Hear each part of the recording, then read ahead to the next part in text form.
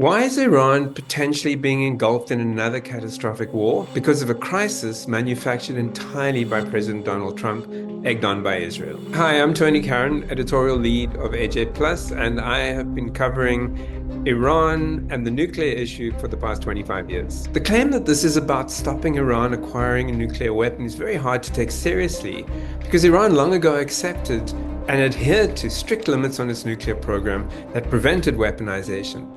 But Trump tore up that agreement in 2017, perhaps because it was negotiated by Barack Obama, perhaps because it was what his biggest pro-Israel donors had expected of him. Israel has long used the phantom menace of an Iran threat to deflect attention from its systemic violence against Palestinians and, of course, from its own nuclear arsenal. Nor is it credible to imagine Trump is motivated by human rights in Iran. That's just not how the US rolls, and never has been.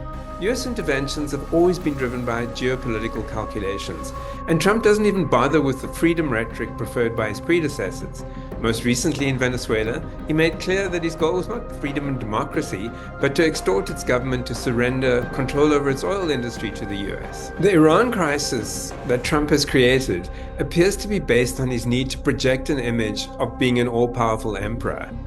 You run this town because people think you run this town, runs an old gangster adage. So in the face of 21st century decline in US global power, Trump hopes to restore US primacy through saber-rattling extortion, while always being careful to actually minimize the risks facing US troops. His voters won't tolerate Americans coming home in body bags from foreign wars of choice. So the only places he's put boots on the ground is in his war on dissent and immigrants in the US cities, where they're at minimal risk.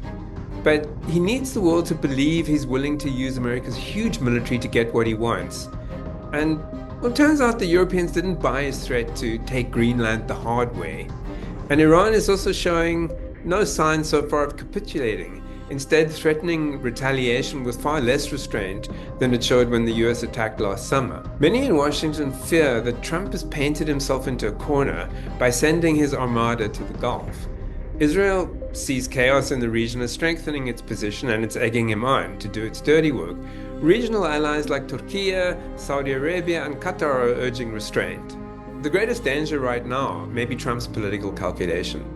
His greatest concern is not anything that Iran is actually doing, either in its nuclear program or in response to protests.